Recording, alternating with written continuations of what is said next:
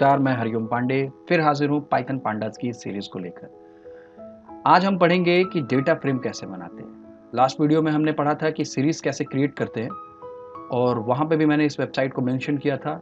आप उस ऊपर इस वेबसाइट को देख रहे हैं। अगर आपको प्रोग्रामिंग को कोडिंग करनी है, पाइथन की कोडिंग करनी है, उसके डिफरेंट लाइब्रेरीज को यूज़ करना है, तो आप इस वेबसाइट पे विजिट कर सकते हैं। ये टोटली फ्री है और इसके लिए आपको अपने सिस्टम में कोई भी अदर एप्लीकेशन को इंस्टॉल करने की ज़रूरत नहीं है। बस आपको अपना इंटरनेट कनेक्ट करना है और इस वेबसाइट पे जाना है और आपको आपके प्रोग्रामिंग करने की पूरी आज़ादी मिलेगी। तो आइए हम सीखते हैं डेटा फ्रेम कैसे बनाना। तो लास्ट टाइम हमने ये सीरीज़ के बारे में सीखा था कि कैसे कैसे बनाते हैं। तो यहाँ पे मैंने बताया था कि इंपोर्ट करते हैं एक लाइब्रेरी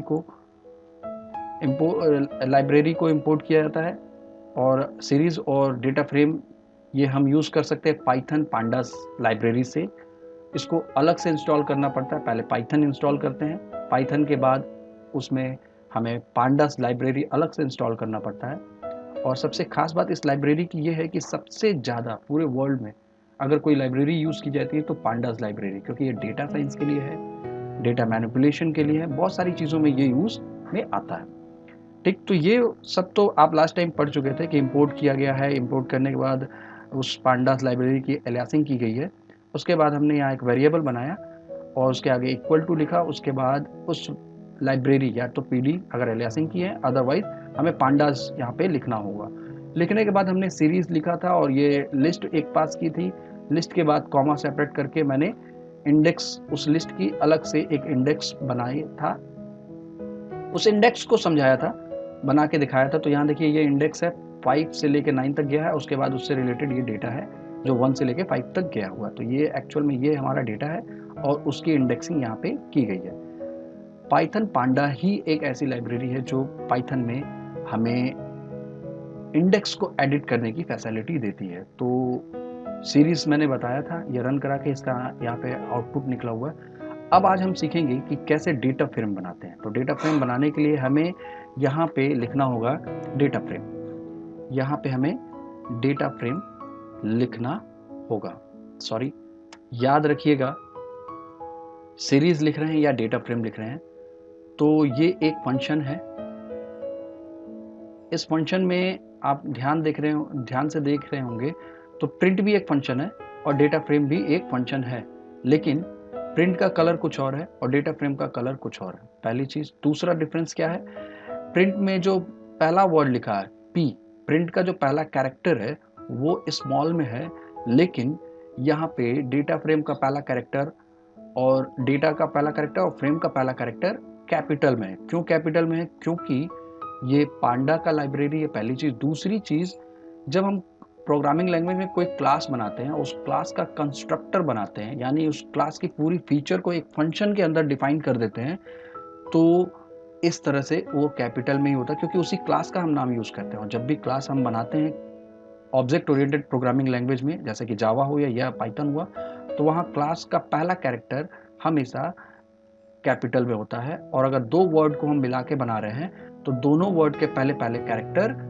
हमेशा कैपिटल में होंगे। इसलिए ये एक फंक्शन है, लेकिन पूरी क्लास की प्रॉपर्टी होल्ड कर रहा है। उस क्लास में क्या क्या किया गया है, उस कोडिंग की वजह से ये पूरा फंक्शन वो क्लास का पूरा काम करके दिखाएगा।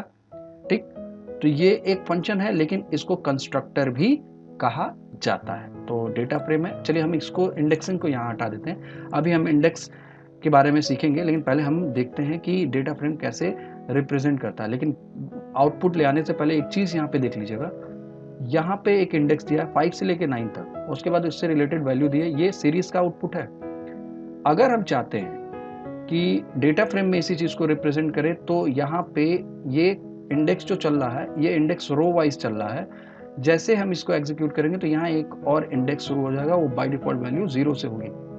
मैं इसको रन करके दिखाता हूँ, आपको ये सारी कोडिंग तो समझ में आ रही होगी। ठीक, तो ये चीज़ देखिए, आप यहाँ देखिए मैंने इंडेक्स हटा दिया है, तो बाय डिफॉल्ट रो इंडेक्स की भी वैल्यू 0 से स्टार्ट होकर 4 तक गई है और कॉलम इंडेक्स की भी वैल्यू हम देख रहे हैं कि 0 से स्टार्ट हुआ है।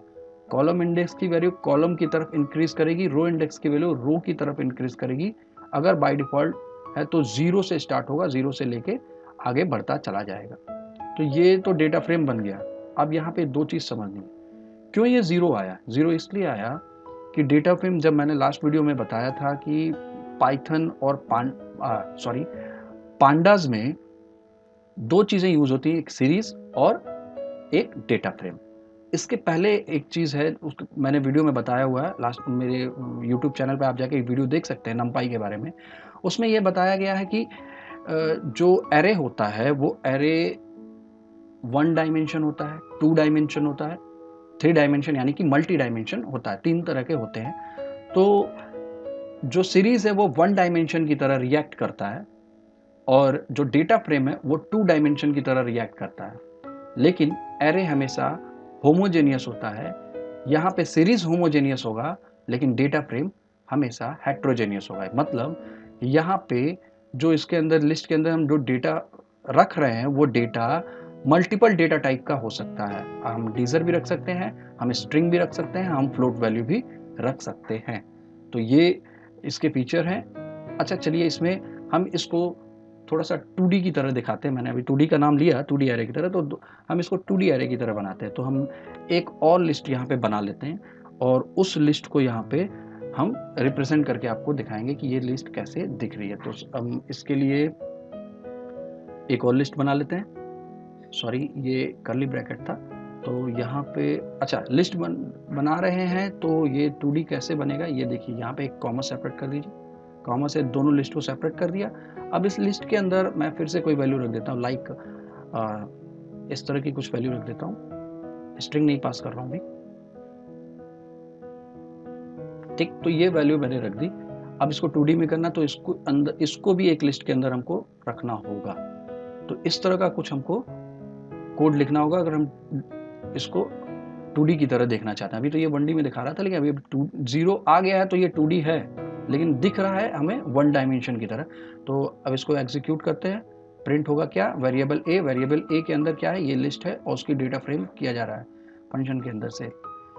तो सॉरी, कुछ एरर आ रहा है, मुझे देखना होगा कि क्या एरर है।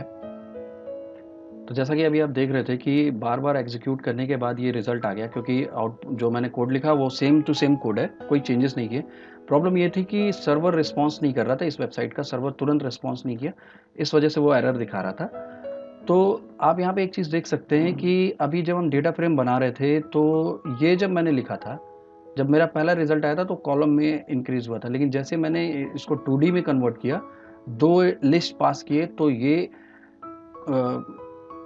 रो की तरफ इंक्रीज होना शुरू हो गया। तो आप यहाँ पे देख सकते हैं 0 और 1 ये आपके रो इंडेक्स कहलाएंगे, और यहाँ पे आपका जो ये 4 और ये जो पूरी चीज़ दिख रही है ये आपका कॉलम इंडेक्स कहलाएगा, ठीक। तो ये तो कुछ आपका डेटा फ्रेम हो गया।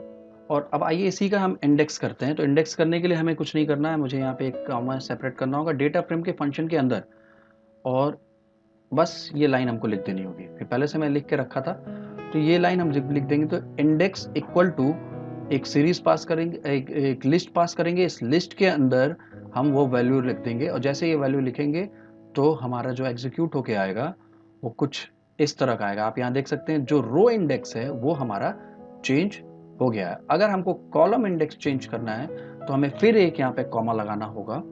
जैसे ही हम कॉमा लगाएंगे, और हम फिर से उसी चीज़ को मैं फिर से पेस्ट कर देता हूँ, लेकिन यहाँ पे इंडेक्स की जगह हमको लिखना होगा कॉलम। यहाँ हम लिख देंगे इंडेक्स की जगह पे कॉलम, ठीक।